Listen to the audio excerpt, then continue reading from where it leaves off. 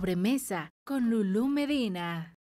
Estamos en Sobremesa con Lulú Medina con Karen Mejía. Y a mí me gustaría, Karen, bienvenida a este programa. Y hoy fuiste invitada de manera muy particular por una razón. Primera, porque México está lleno de tradiciones.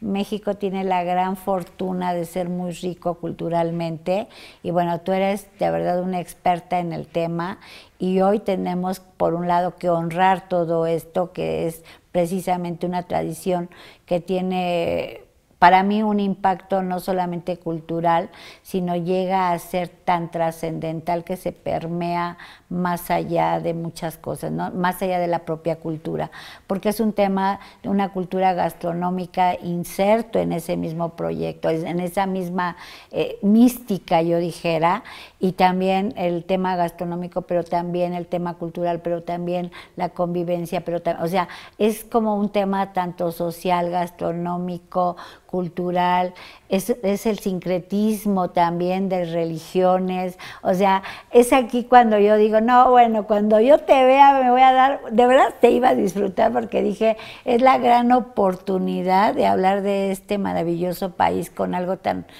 fundamental como son las tradiciones, ¿no? Bienvenida, Karen, pero antes de que nos cuentes todo esto, de lo cual yo sí quisiera que nos platicaras cómo es que empiezas a amar tanto precisamente el tema tanto cultural como obviamente filosófico, como ¿no? En este sentido, ¿cómo es que le entras a este toro por los cuernos? Pues realmente creo que nunca estuvo en mi mente de niña ser historiadora y mucho menos de procesos culturales y sociales.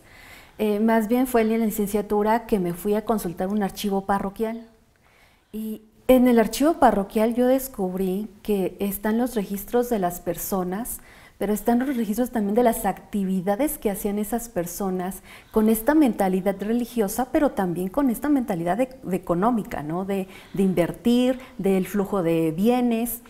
Y bueno, yo empecé a investigar las cofradías, que bueno, a lo mejor la palabrita la tenemos en uso hasta hoy en día, pero no sabemos bien a lo que significa, ¿no?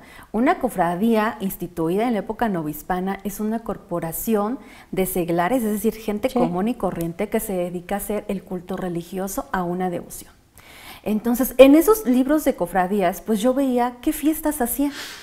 La fiesta de la Virgen, de Nuestra Señora de la Soledad, la fiesta de Cristo, la Semana Santa y precisamente el Día de Muertos.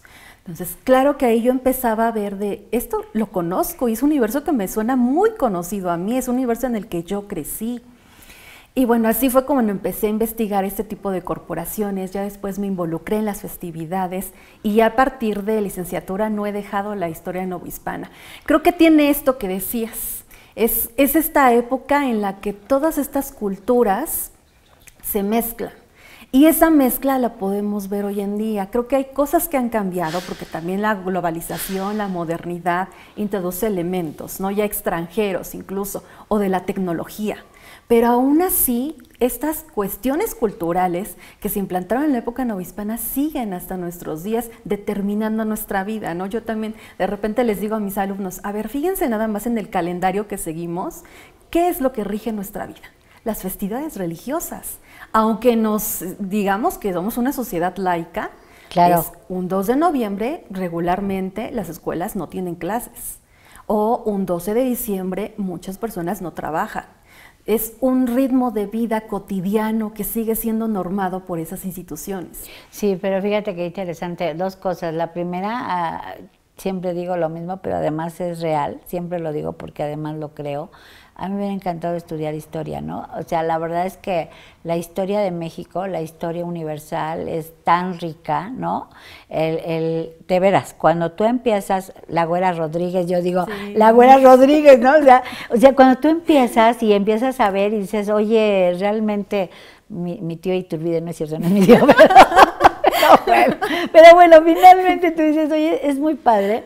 Y ahorita que te estaba yo escuchando que eres historiadora y que además una historiadora que ha estado empeñada en precisamente en desenterrar, en conocer y sobre todo en comunicar toda esa riqueza que tenemos y precisamente pues en la academia, ¿no? Que además dice uno, es la parte más bonita que tenemos cuando eres académico, ¿no? Pero fíjate, aquí el tema es cómo incide toda esta cultura y todo este tema de sincreción. Pero algo que tú mencionaste, que a mí me parece que es muy, muy importante, es el tema precisamente del tema religioso, exactamente con temas tan normativos que se van dando dentro de la propia sociedad, ¿no? Y el Día de Muertos tiene una particularidad que es totalmente diferente a muchas otras, ¿no? O sea, por supuesto que el tema que tenemos con respecto al 12 de diciembre, que es el Día de la Virgen de Guadalupe, sin lugar a dudas es muy, muy importante para nuestro pueblo.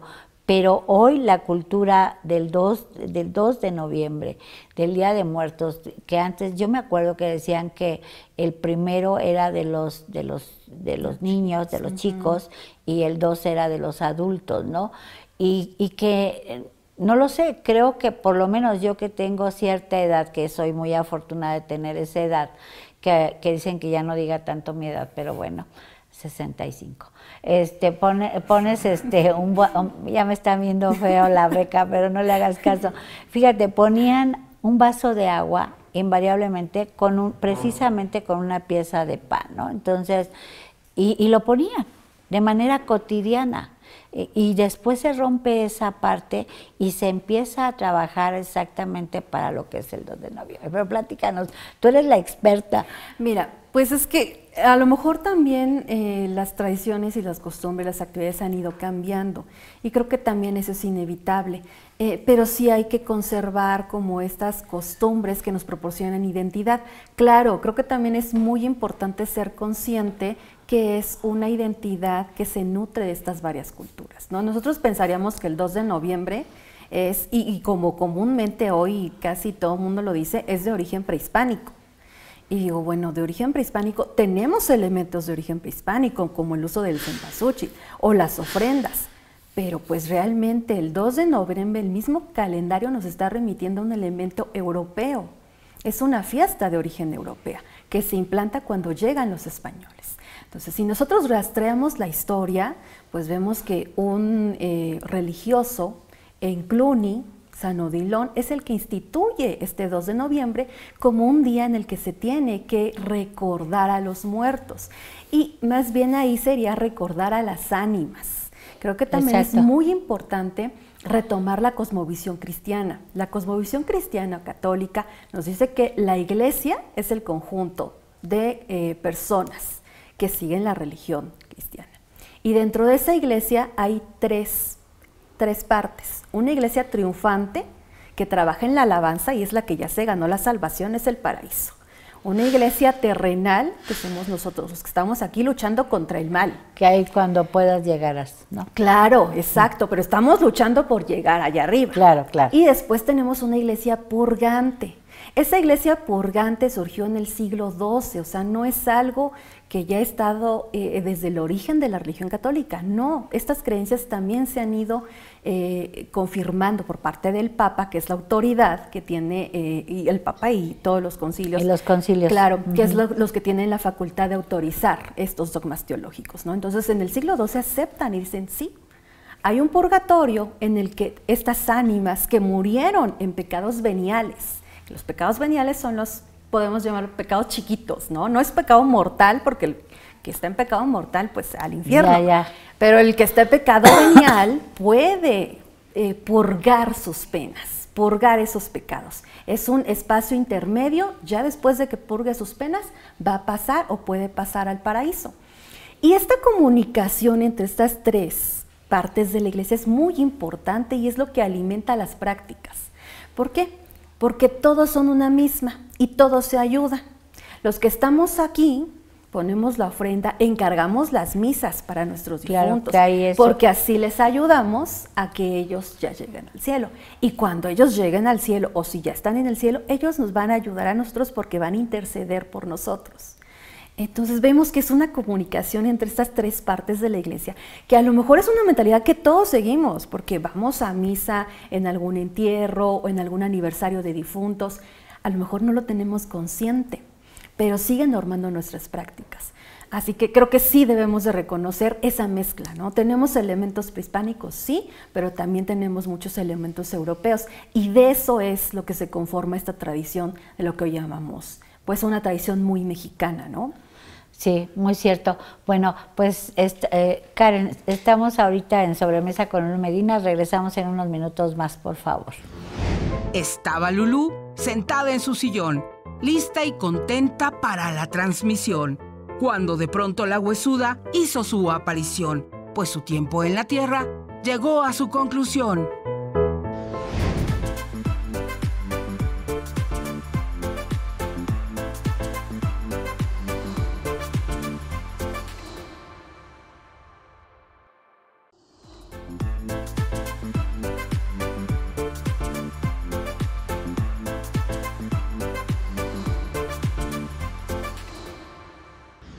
Seguimos con Karen Mejía y precisamente platicando acerca de una extraordinaria historiadora, pero además trajo a colación tres cosas que yo me quedé pensando, porque tienes toda la razón. De hecho, cuando surge el tema del purgatorio, si mal no recuerdo, porque aquí la experta eres tú y yo soy una verdadera neófita, pero yo me recuerdo que en algún momento el Papa decide que se tienen que vender si te acuerdas, las indulgencias, y entonces empieza a vender las indulgencias.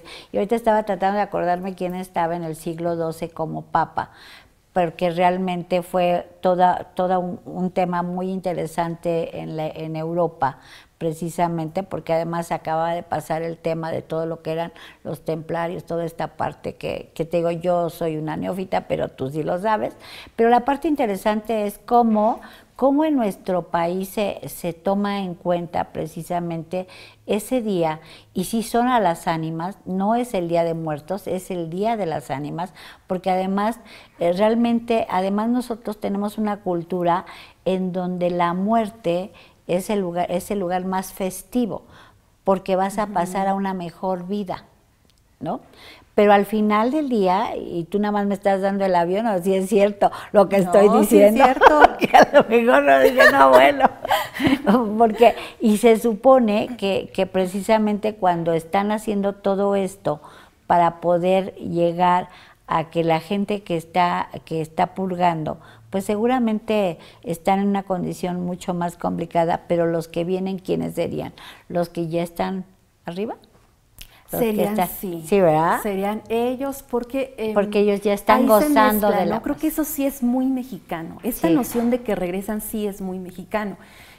También entre las investigaciones, pues yo leí autores que dicen, ¿no? Lo importante para la tradición católica es cómo mueres. Para la religión católica debes de morir confesándote. Es decir, ya que habiéndote perdonado tus pecados Dios.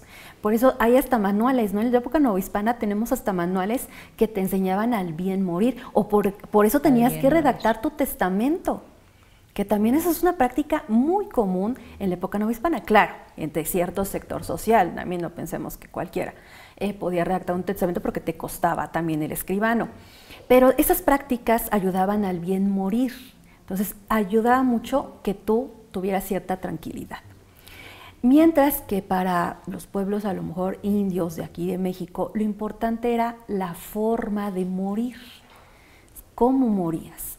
Y principalmente lo que se ha estudiado, la cultura mexica, ahí lo importante era cómo habías muerto. Y por eso, morido. Y por eso era por ejemplo, era muy importante o muy valorado los guerreros, ¿no? Que morían en batalla.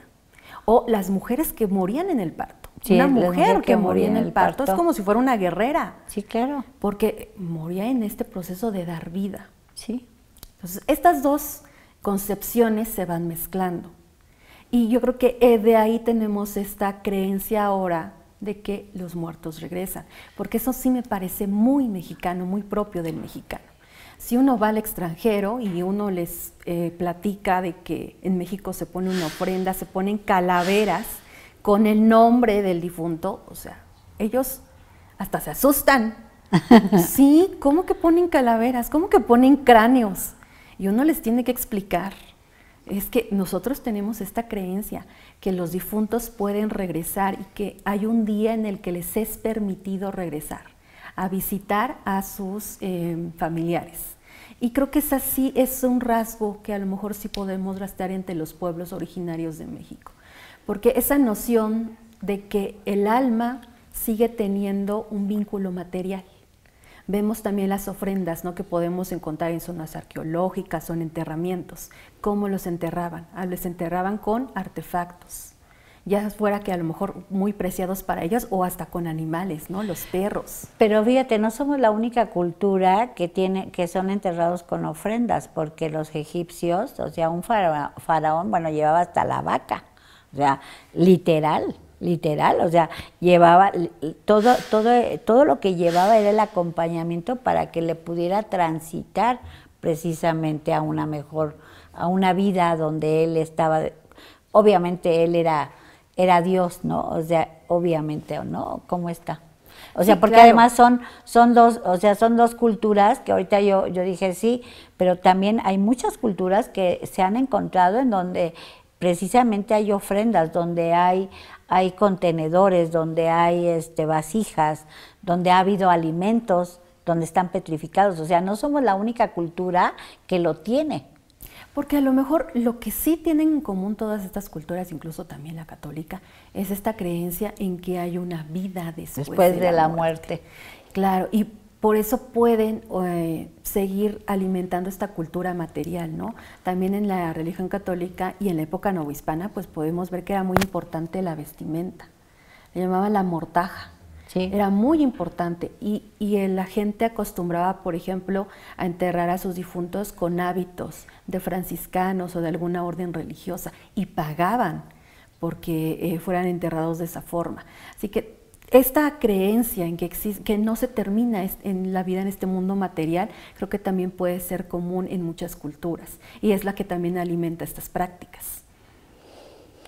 Ahora, en la de nosotros, en nuestra cultura, tenemos el tema de que, por ejemplo, le ponen con cempasúchil, con flor, para poderlos guiar, ¿no?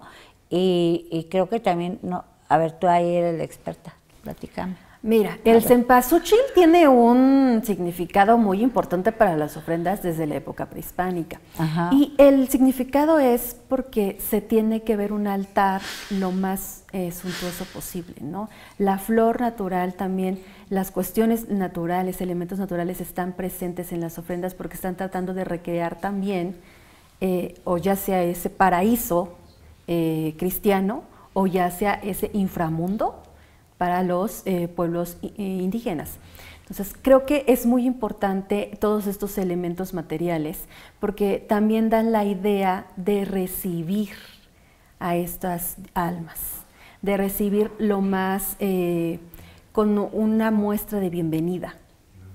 Sí, pero tú les muestras el espacio, ¿estarás de acuerdo? Por ejemplo, el trabajo que se hace en Pátzcuaro, todo el ritual que se hace en Pátzcuaro, en los mismos espacios que tenemos en nuestros panteones, ¿no? Que además panteón, mucha gente piensa, a ver, dinos qué es panteón. El panteón es pues el lugar donde se entierra a los difuntos. Regularmente tenemos dos concepciones, ¿no? La del panteón y la del cementerio. Entonces, tenemos cementerios y regularmente la del panteón surge en el siglo XIX. Y en el siglo XIX, pues surge esta noción de panteón porque también se le quita a la iglesia el dominio sobre los cementerios. La gente estaba acostumbrada a enterrar a sus difuntos en las iglesias, ya sea adentro del templo o en el atrio. ¿Por qué? Porque existía esta creencia de entre más cercano estés al altar, a la devoción, a la imagen religiosa, puedes estar más cercano de alcanzar la salvación y la gente pagaba por ser enterrada ahí. Pero en el siglo XVIII pues tenemos ya con la mentalidad de la Ilustración un cambio y la gente pensaba que las enfermedades se contagiaban por ásporas que viajaban en el aire. Entonces estas miasmas, se les llamaba, viajaban en el aire y por eso la gente empezó a decir, no se puede enterrar a los difuntos cerca de las poblaciones porque van a contagiar con las enfermedades. Y ante las epidemias, sobre todo de viruela en el siglo XVIII, el gobierno borbónico español empieza a dictar medidas para que saquen los cementerios fuera de las ciudades. Claro, eso es una cosa, la ley, y en la práctica va a ser otra, porque la gente se va a resistir. Y nada más piensen en lo que pasó con la epidemia de COVID. Cómo la gente se resistía a cambiar sus costumbres en cuanto a la muerte. La gente no podía entender por qué no podía velar el cuerpo de sus difuntos. Así, pensemos en un siglo XVIII donde la gente no podía entender lo mismo, por qué no podía velar el cuerpo de sus difuntos. El gobierno, y también hay voces ya ilustradas que dicen no pueden porque se van a contagiar. Entonces creo que también eso es una lucha que podemos ver hasta el día de hoy. Cómo este elemento cultural, que claro es muy rico y a la gente alimenta mucho su identidad, está en contraposición muchas veces con las medidas racionales o los problemas como las epidemias, ¿no?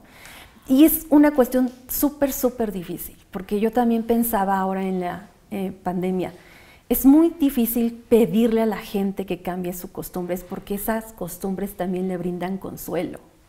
Y así esta comparación con las epidemias del siglo XVIII, porque yo decía, es que esto que estamos sintiendo ahorita, yo creo que lo sintieron la población de Nueva España en el mismo siglo XVIII, cuando le decían, no puedes, claro, ya no puedes enterrar a tu familiar en la iglesia. Y la gente se oponía y decía, no, yo lo voy a hacer. O sea, recuerdo un caso en Toluca, donde ante una epidemia, dicen, saquen el cementerio, porque el cementerio estaba en lo que hoy conocemos como los portales. Y ante estas disposiciones reformistas, dice, saquen el cementerio fuera de la ciudad.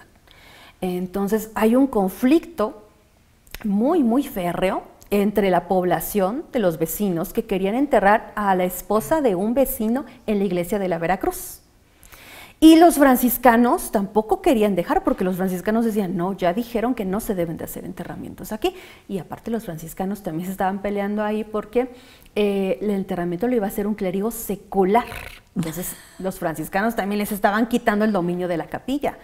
Pero entre los conflictos entre el clero también encontramos ese conflicto, ¿no? Del cambio de las costumbres, cómo trataban de cambiar las costumbres de enterramiento, y es algo que es muy difícil de tratar de cambiar para la población.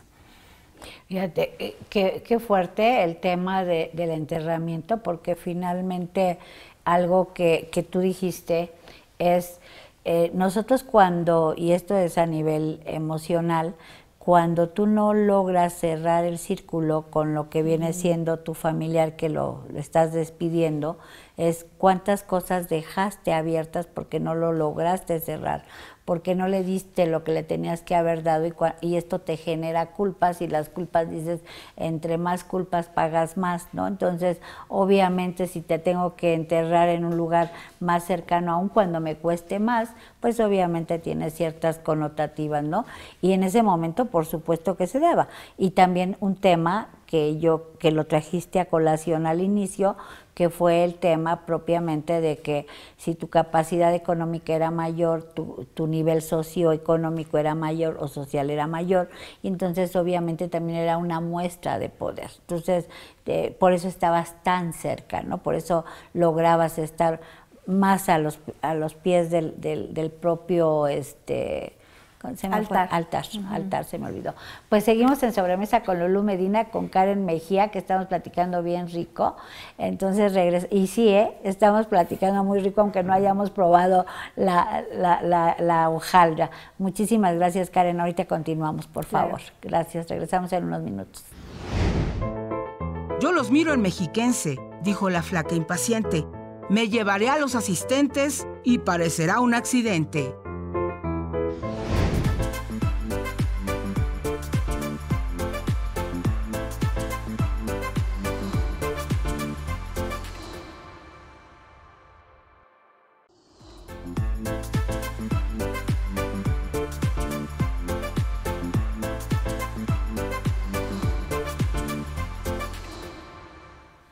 Pues seguimos con Karen Mejía en Sobremesa con Lulú Medina y estábamos hablando acerca precisamente del Día de Muertos, lo de las ánimas, y ahora ¿de dónde surge el tema del alfeñique y de dónde surge todo el tema del pan de muertos?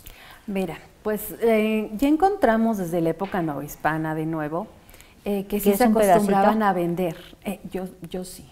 Yo soy fanática del pan de muerto. Aquí no da ni agua. ahorita te doy Mira, nadie nos peló que nos traigan un cuchillito y unos platitos. Nadie nos... ¿Te das cuenta? Sí. Para que veas lo que hacen los de producción.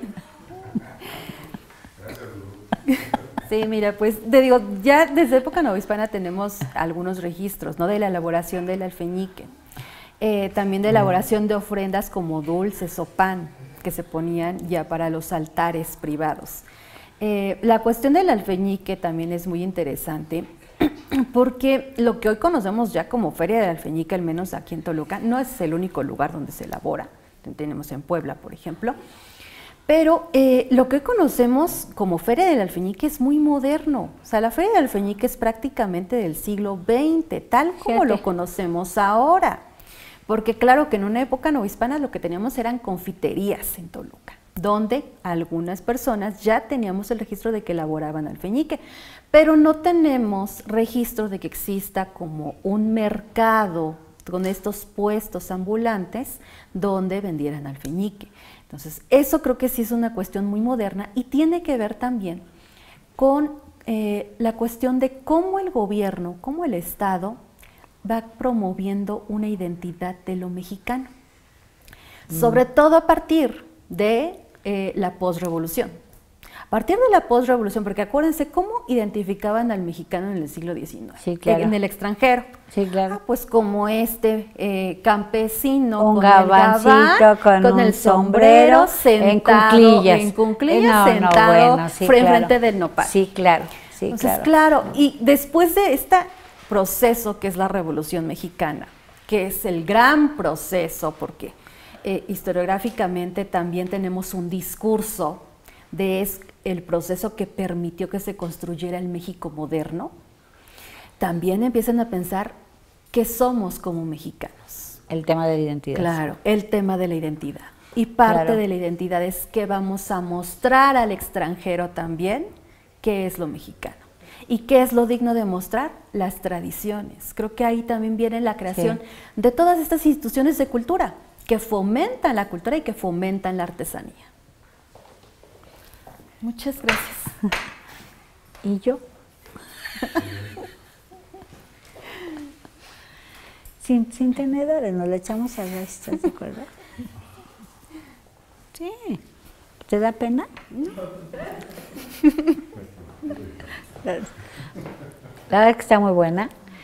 Y fíjate, o sea, dices que para poder mostrar en el siglo XX empiezan a buscarse las tradiciones que son un referente y un impacto a lo que viene siendo la internacionalización de México.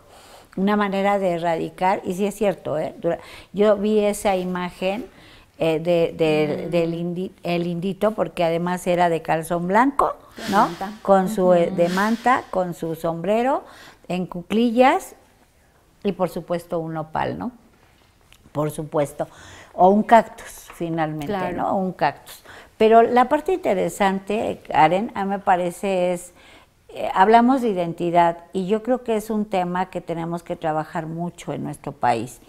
México tiene un gran problema de identidad, tiene un problema, yo creo que nosotros como Estado de México no traemos, no es lo mismo el sur que el norte, ¿no? que cada uno, entonces tenemos que trabajar mucho con eso. Y hablando de ello, ¿cómo se va transitando para que se logre? Ahora, ese es un tema, y el otro tema es para nuestra audiencia el explicarles qué es realmente el alfeñique, porque realmente tú lo dijiste con mucha certeza y acierto. El tema de las confiterías, porque además eran confiterías que eran venían de la Nueva España, venían, ¿no? de España más bien, venían de España, y entonces aquí se empiezan a tropicalizar de acuerdo a lo que de alguna manera tenemos los frutos, de acuerdo a lo que tenemos, pero hay muchas cosas que realmente nosotros, todo lo que son turrones no son precisamente nuestros, por supuesto, ¿no? De nuevo vemos ese sincretismo, como decías, ¿no? En la comida. Exacto. Tenemos una gastronomía riquísima, pero al igual que en las costumbres, la gastronomía es una mezcla. Y en cuanto a esta cuestión del alfeñique, sí, de origen morisco, se ha rastreado también que es un dulce elaborado a base de azúcar de origen morisco, pero realmente aquí se recrea. Aquí regularmente también conocemos que donde se elaboraban este tipo de dulces eran en los conventos. Y a partir de los conventos también se empezaban a vender en las fiestas religiosas. Y vemos cómo se populariza. Pero te digo, ya esto llega a un punto en el que ya es reconocido hoy en día como una artesanía. Sí, claro. Y claro que se fomenta y creo que es muy bueno que se rescate toda esa cuestión. Pero sí reconocer de nuevo que es una mezcla. A lo mejor es un dulce de origen europeo, pero aquí retoma elementos, incluso de hasta las formas, ¿no? ¿Qué formas se elaboran? Que son borreguitos o que son calaveras. Porque también, de nuevo, tendemos a ver o a tratar de rastrear toda nuestra cultura en la época prehispánica. Y creo que ese es como uno de los grandes problemas, y yo que estudio historia novohispana, siempre lo veo, hasta entre amigas que no quieren reconocer. Es que ¿cómo va a reconocer algo español si los españoles nos vinieron aquí a dominar y nos explotaron y tal? Bueno, son parte de nuestra... es parte de la historia, ¿no? La historia no es buenos y malos. La historia son personas con emociones, con sentimientos que actúan de acuerdo a la política, de acuerdo a sus intereses. Y como tal debemos de reconocernos. Sí tenemos un elemento indígena, sí tenemos, y no solamente un elemento indígena, porque eso es otra cuestión. ¿Cuál es el elemento indígena que reconocemos? El mexica, los mexicas. Y no es cierto. Claro. Los mexicas, y no es cierto, estarás de acuerdo, por supuesto. Claro que no. O sea, totonacas, los mexicas pudieron, o sea, totonacas, tarascos, no, o sea, empieza mayas, sí, claro. Sí, claro. Entonces, digo, no nos casemos con esa idea. Yo entiendo que es la idea con la que hemos crecido, porque yo también me reconozco, ¿no? Un libro de texto en el que lo que te enseñan de historia prehispánica es el imperio mexica. Es la idea con la que hemos crecido. Pero entre más reconozcamos la pluralidad, o sea, podemos ser de tradición azteca, otomí, matlatzinca en el Estado de México. Claro. Ellos también tendrán otras concepciones. Matlazincas, otomís, claro. Tienes toda la razón, hay que subrayarlo. De hecho, nosotros somos matlazincas y somos otomís. Porque si entre menos uno lo llega a reconocer, tampoco vamos a entender la pluralidad que somos hoy. Hoy en día somos una pluralidad. Entonces, siguen habiendo muchos pueblos indígenas, como hay tradiciones, gente extranjera que llega de Europa, de Sudamérica, de Norteamérica, bueno, de Estados Unidos, pero fuimos y somos esa pluralidad. Mientras reconozcamos esa pluralidad y lo podemos reconocer en cosas tan banales como la comida. Exacto, o sea, tampoco es tan banal, ¿eh? Pero, o sea, pero fíjate, yo creo que, por ejemplo, algo que es muy interesante es esto, la harina, el trigo no lo teníamos nosotros. El azúcar, ¿qué tipo de azúcar? El azúcar. La crema, o la leche. La nuez. La leche. La leche. Ya, obviamente sí, para poder procesar todo esto tenemos que entenderlo. Y ahora también creo que uno de los grandes temas es que reconocemos a la cultura mexica como la parte fundamental de México en general, México país, ¿no? Cuando realmente, además los mexicas, era una cultura muy bélica. Claro, lo que reconocemos, ¿no? Hoy en día recordaba, porque estuve adornando mi cubículo y puse calaveras, dije, esto es como un zompantli, ¿no? Como un muro de cráneos que los mexicas elaboraban. Y decía, bueno, sí, pero lo que reconocen como tradición prehispánica de esos cráneos es, de nuevo, a lo mejor no tiene nada que ver con el significado del Día de Muertos y este culto a las ánimas, porque es totalmente cristiano. Entonces, de nuevo, somos esta mezcla. Es muy difícil que yo pueda rastrear dónde empezó la feria del alfeñique, o quién fue el primero que fabricó el alfeñique, o quién fue el primero que fabricó el pan de muertos, o cómo lo elaboraban. Los historiadores lo tratamos de hacer, pero muchas veces también les digo a los También le alumnos, pones de tu cosecha, claro. Claro, le digo, a lo mejor no sé quién elaboró el primer pan de muerto, pero lo que me interesa estudiar es el proceso. ¿Por qué elaboraron un alimento que conjunta varias culturas? ¿Y por qué persiste hasta hoy en día? Porque creo que también eso es lo rico de la historia, ¿no? Ver qué nos puede enseñar sobre nosotros. Y sobre todo las fiestas religiosas nos están enseñando que somos una cultura sincrética, pero que somos una cultura muy comunitaria. Sí. Porque eso también me he dado mucho cuenta, yo que estudio corporaciones religiosas. Creo que hay pocas cosas que unan a las personas como la religión. A lo mejor la gente, los vecinos no se llevan bien, pero en la fiesta del Santo Todos Fulanito, están. ahí están. Ahí O está. a lo mejor uno no tiene dinero para, qué sé yo, comprar la despensa del mes, pero la gente da su aportación para que le compren flores al Santo Fulanito.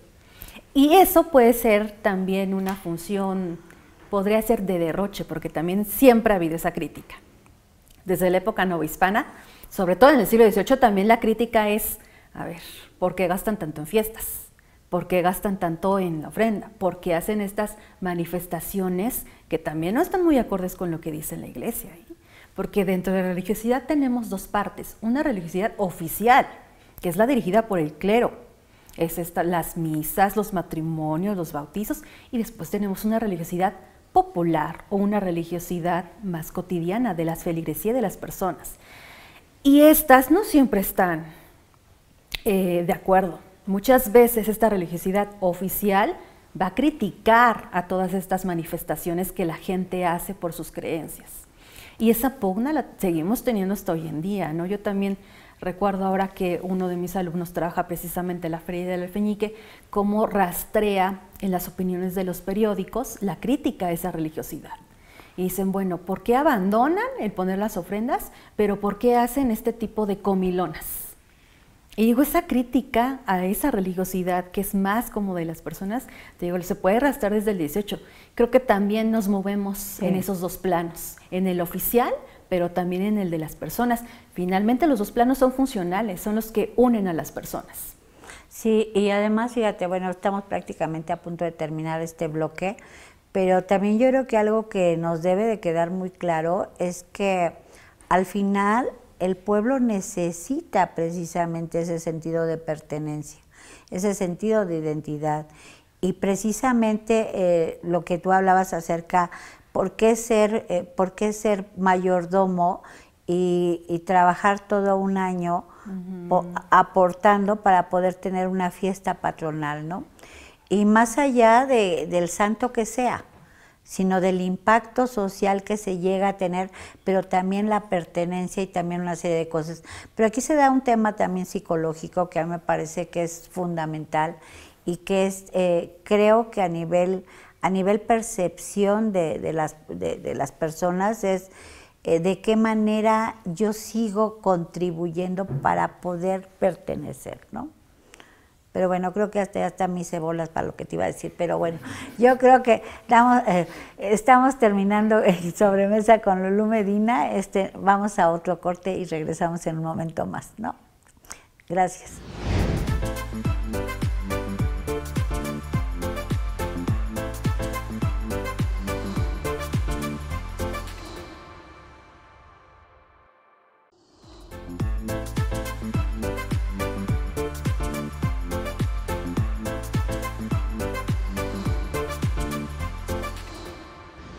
Continuamos en Sobremesa con Lulú Medina, con Karen Mejía, que además ha estado muy rica la plática y de verdad desde muchos puntos de vista, porque estamos comiéndonos un pedazo de hojaldra, que también es conocido como pan de muerto, y que también tiene una consideración muy particular dentro de todo esto.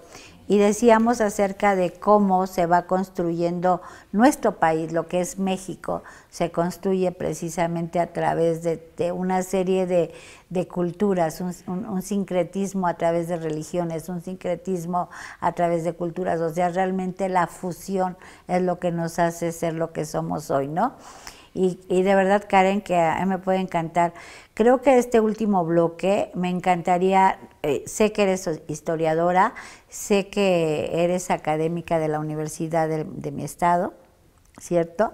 Yo muy orgullosamente fui académica de la Universidad del Estado y la verdad es que me da muchísimo gusto siempre tener a una compañera que esté aquí.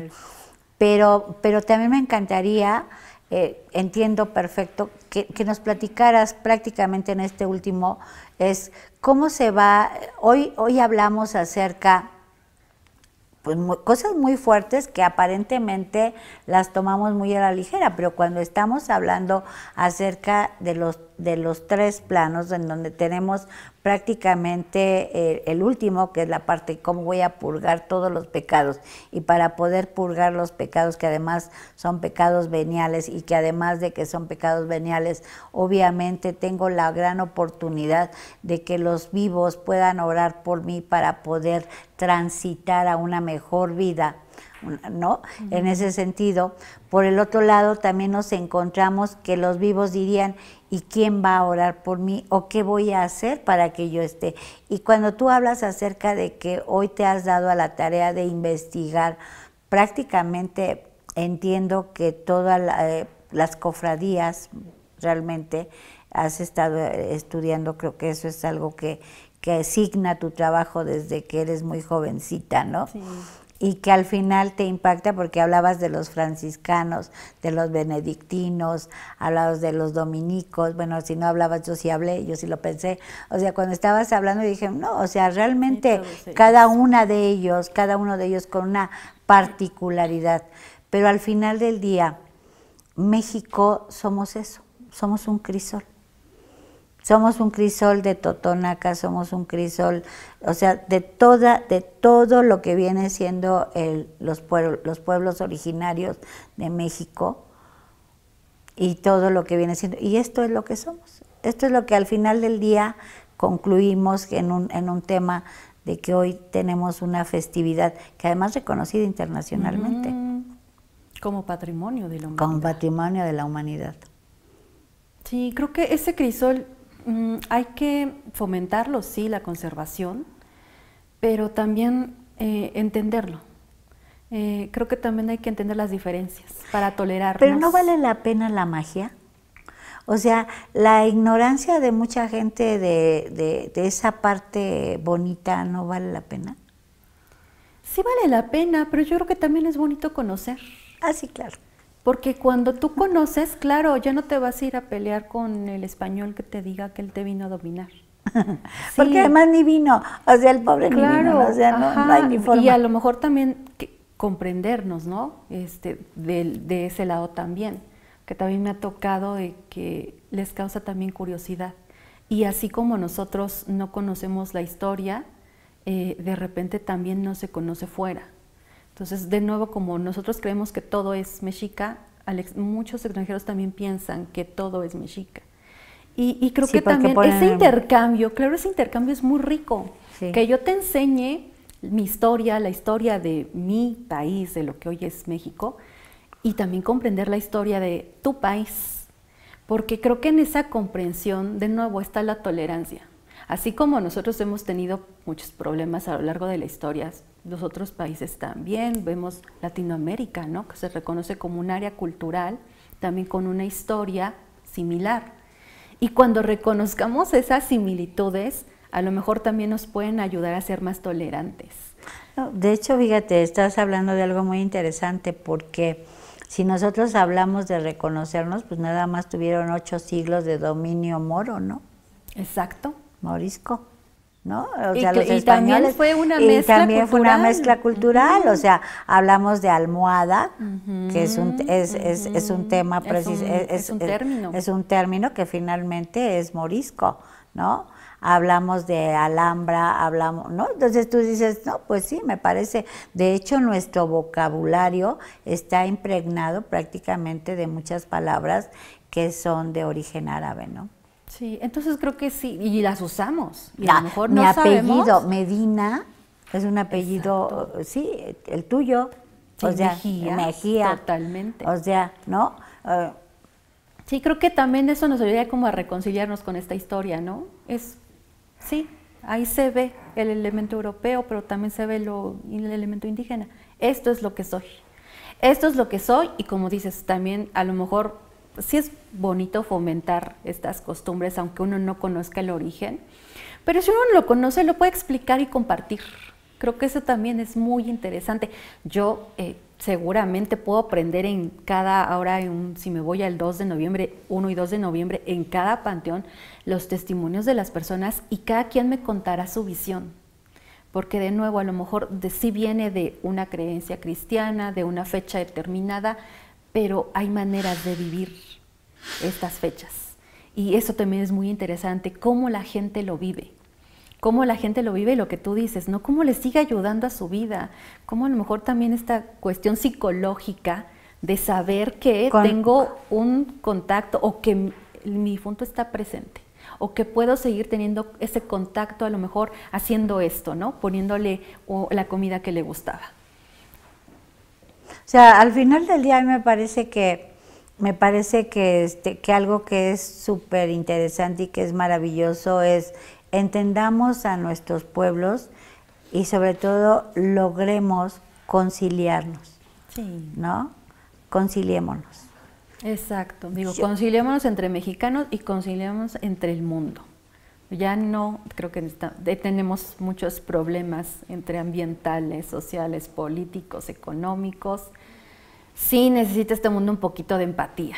Entonces creo que también esta cuestión de la investigación académica tratamos de hacer eso, ¿no? De explicarte el mundo en el que vives, porque este mundo en el que vives es determinado por acontecimientos pasados. Pero además yo creo que, Karen, hay algo que hay que resaltar y eso te lo voy a robar. Prácticamente creo que una de las cosas más maravillosas es precisamente este día 2 de noviembre, este día 1 de noviembre, las visitas a los panteones debemos de seguirlas fomentando, debemos de seguir propugnando porque le lleven los alimentos precisamente que les gustaban, que al final del día se los comen ellos, ¿no? O sea, quien los lleva se los come y los disfruta, ese acompañamiento familiar, porque además se vuelve se vuelve algo tan festivo, se vuelve algo en donde todo el mundo participa, todo el mundo quiere estar, todo el mundo quiere su calaverita, ¿no? Que te dicen, me da para mi calaverita y tú dices, verdad, Dios, que yo no la tengo, ¿no? Pero finalmente con eso, dice uno, tenemos muchas oportunidades de hacer familia, de hacer comunidad. O sea, yo sí creo que nosotros los mexicanos tenemos que trabajar más para generar comunidad. Yo sí creo que México necesita que nosotros cada vez participemos más y lo creo realmente y me gusta ver las festividades y creo que es algo de lo cual nos debemos de sentir sumamente orgullosos y honrados, ¿no? Sí, claro, porque creo que eso también tiene una particularidad el mexicano, ¿no? La fiesta católica también tiene esta dualidad. Es un momento formal, es un momento de devoción ceremonioso, pero por otro lado también es un momento de diversión.